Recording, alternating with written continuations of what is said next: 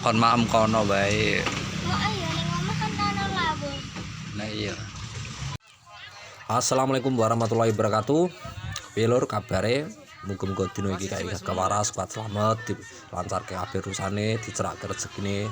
Piye lur, untuk pagi hari ini gawe aku ya kuwi momong. Esuk mau dipasrahi karo mbok wedok kon momong terus metuk anak wedok. Lah iki aku momong karya lur. Iki momongku ora mbeh-mbeh lur. Iki aku momong nang SD lur. Awurane ibu-ibu cantik-cantik. Wah, jan pokoke gayenge ora umum lur. Pokoke anggere momong ning daerah kaya ngene iki. Apa meneh ning kantin kaya ngene iki piye isine wedok kabeh ning ya sing lanang guraku dhewe ora apa-apa. Aku ya tekat-tekatan pokoke. Pokoke ya ora wirang ora wisin. Ning iku momong ya tak lakoni lur. Iki karya ndendenge ra umum.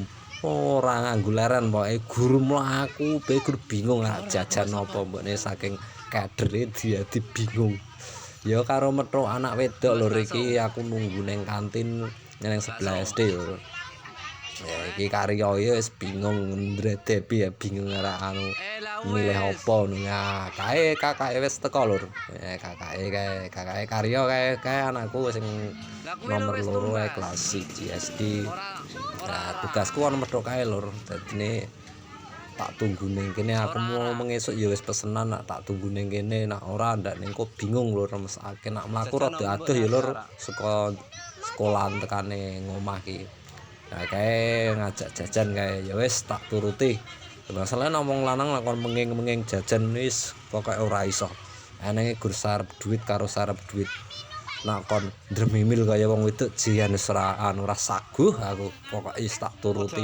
Penting anggere meneng ora do tukaran wis alhamdulillah tenan. Masalah entek pira toh engko dadi genaan wis urusane sing sore engko pokoke.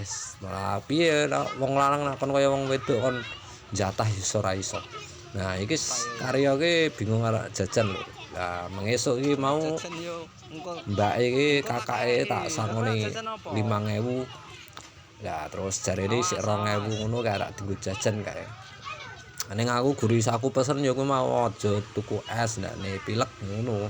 Masalah jajan liyane aku ora ngerti endi sing apik endi sing ora apik pokoke intine takon ngira-ira dhewe biasane mamane menging apa jajan apa ngono guru ngono kuwi lur lah rak piye meneh wong jenenge piye ora biasa anak biasane momong ya gek dadi momong babu yes ngene iki lur lakone wong urip ya kadang ya guyokake tenan kok ning ya wis kagere anak-anake do tentrem ayem ngono wis alhamdulillah ngono wae lur sing genah iki ya kuwi mau nak masalah mangan iki engko rencanaku ya gura tak daderke ndok apa tak tukokke mie ngono kek tak olahke mie wis beres lur ning karya iki bingung ya mangan apa ngono wong iki nganu lur masalah karya angel pangan-panganane iki duh iki lho iya alah nak ning kene iki lur tetep seneng tenan lah senenge kepiye ora bahagia kepiye walo wedokan kabeh iki sakmene mbiyane do ngenteni anake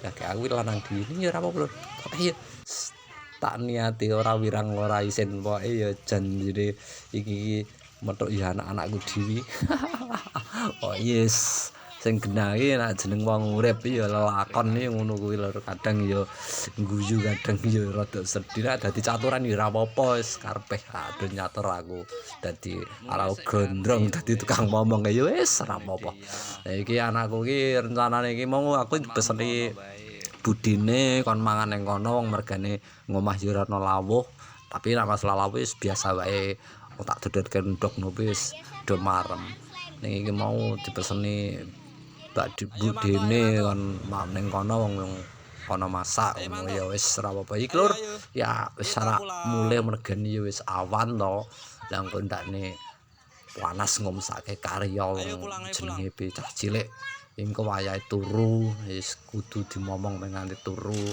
wis lur iki wis arep wayahe mulih kok ya sedeng ati-ati nyambut gawe iki wis wayahe awan arep wayahe mulih engko men dimaem karo karya Assalamualaikum warahmatullahi wabarakatuh. Selamat siang dulur-dulurku.